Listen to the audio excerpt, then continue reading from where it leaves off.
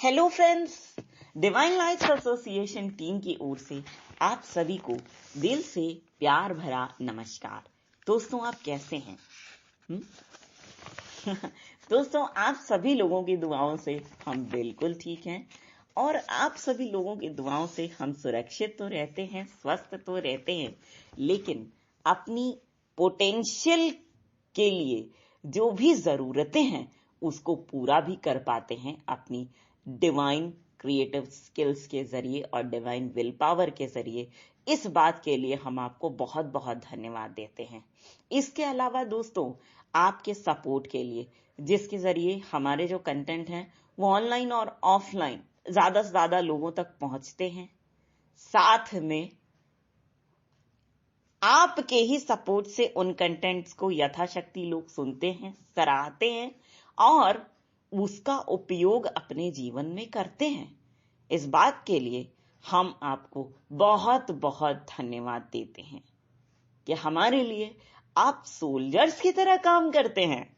चलिए दोस्तों, आज हम आपके लिए लेकर के आए हैं हिंदी लिटरेचर क्विज सेगमेंट, जो कि बहुत से कॉम्पिटिटिव एग्जाम्स के लिहाज से इंपॉर्टेंट है, जैसे teachers recruitment and eligibility exams जितने भी हैं, यूपीएससी और other state level administrative services exams, सभी के लिहाज से।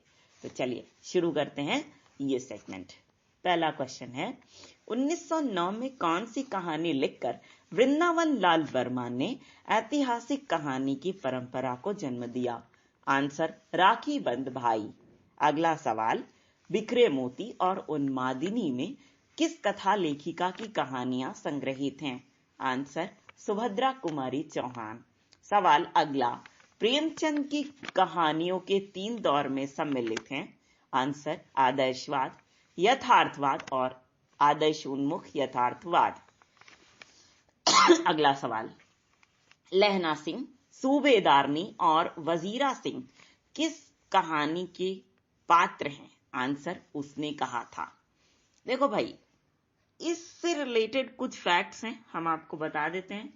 उसने कहा था कहानी जो है वो चंद्रधर शर्मा गुलेरी के द्वारा लिखी गई है।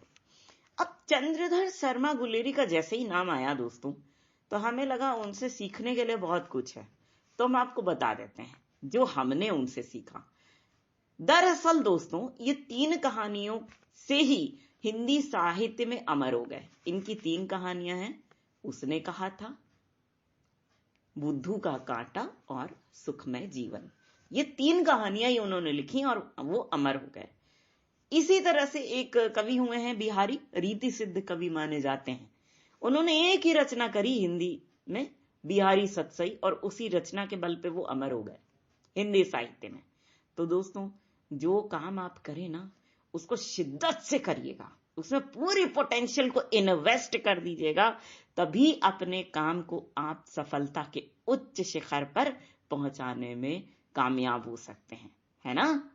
तो ये सीखा है हमने इन दोनों से। तो अब उसने कहा था जो कहानी है वो फ्लैशबैक शैली में लिखी गई है। अगर आपसे पूछे कोई फ्लैशबैक शैली में लिखी हिंदी कहानी कौन सी है, तो आप बोलेंगे उसने कहा था। अगला सवाल, जयशंकर प्रसाद की पहली कहानी ग्राम सर्वप्रथम किस पत्रिका में प्रकाशित हुई थी? तो सर्वप्रथम ये इंदु पत्रिका में प्रकाशित हुई थी। अगला सवाल, कहानी संग्रह इंद्रजाल किस लेखक का है? आंसर, जयशंकर प्रसाद। इंद्र के लिए जाल बिछाना किसी के बस का नहीं था, लेकिन वो काम करके दिखाया जयशंकर प्रसाद ने, है ना? इस तरह से याद करिए। नेक्स्ट, अपना अपना भाग्य कहानी के लेखक हैं? आंसर, जैनेन्द्र कुमार। देखिए दोस्तों, ऐसे लोग हमें बहुत अच्छे लगते हैं जो लोगों को अपना अपना भाग्य लिखने के लिए प्रेरित करते हैं। तो आप ऐसे याद करिए इसको कि जैनेन्द्र कुमार लोगों को अपना अपना भाग्य लिखने के लिए प्रेरित करते हैं। अगला सवाल, ए लड़की कहानी किसके द्वारा लिखी गई है? आंसर, कृष्णा सोबती। सवाल अगला, लाल पान की बेगम और तीसरी कसम कहानी के लेखक कौन हैं? लाल पान की बेगम और तीसरी कसम कहानी के लेखक हैं? आंसर, फणीश्वर नाथ रेणु। अब देखो, फणीश्वर नाथ रेणु के बारे में मान लो ये पूछा गया कि फणीश्वर नाथ रेणु किस प्रकार के उपन्यासकार हैं, लिख दीजिएगा आंचलिक उपन्यासकार।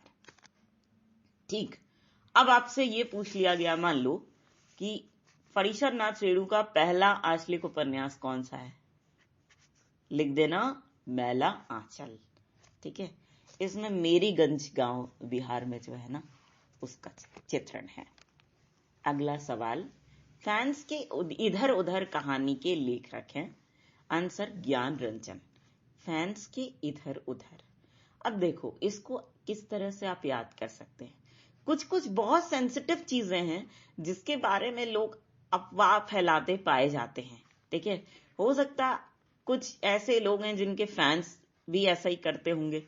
तो मान लो एक दोस्त दूसरे दोस्त से कहता है कि भाई अपने फैंस को इधर उधर का ज्ञान बघाड़ने के लिए मना कर देना। ठीक है, तो आप इस तरह से इस ट्रिक से याद कर सकते हैं, फैंस की इधर उधर कहानी। अब लेखक ज्ञान रंजन। ठीक, अपने दोस्त को इधर या अपने फैंस को इधर उधर का ज्ञान बघाड़ने के लिए मना कर देना।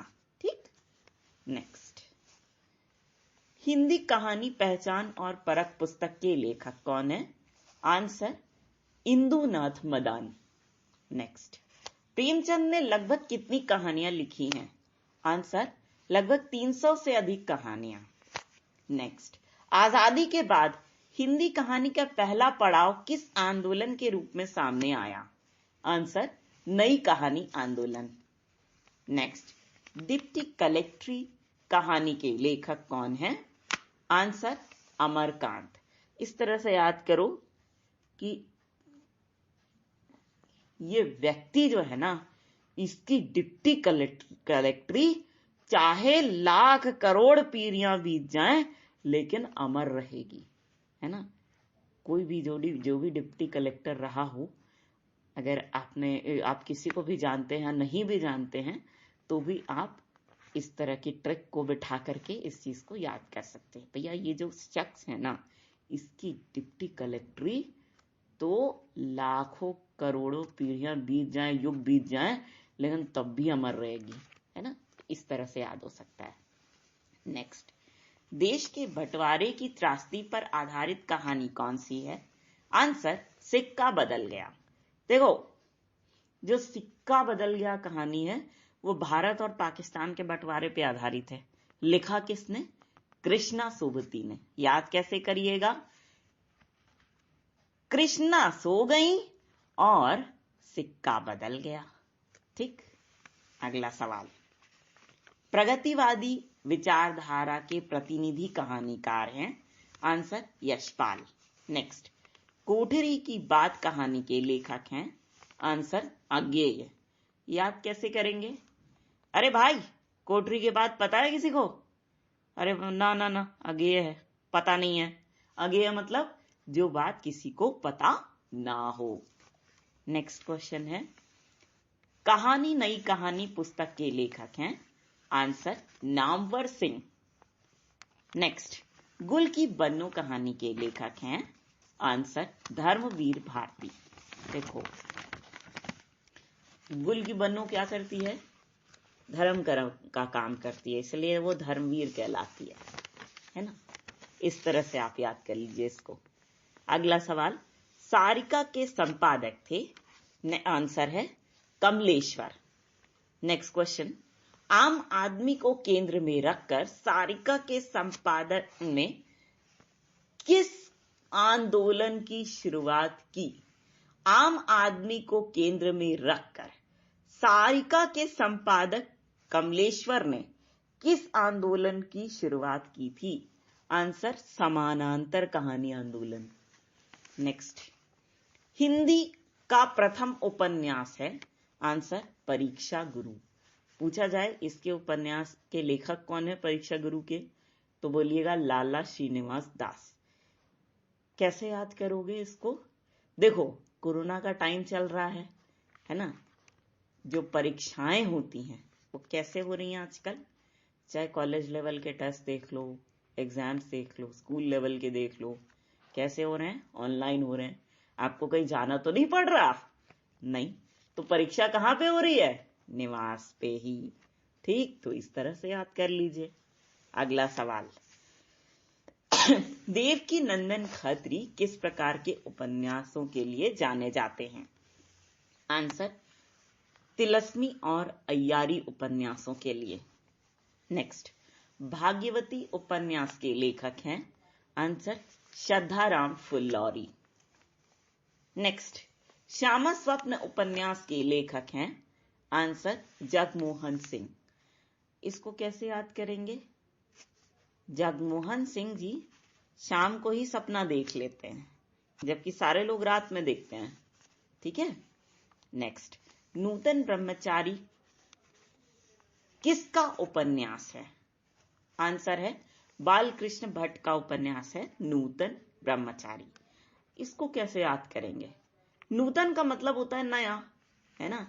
तो आप ऐसे याद करिए कि जो बालकृष्ण भट्ट जी हैं वो नए प्रकार के ब्रह्मचारी हैं। ठीक है। नेक्स्ट, निसहाय हिंदू उपन्यास के लेखक हैं? आंसर, राधा कृष्ण दास। नेक्स्ट, गोपाल राम गहमरी किस प्रकार के उपन्यासों के लिए जाने जाते हैं? आंसर, जासूसी उपन्यासों के लिए।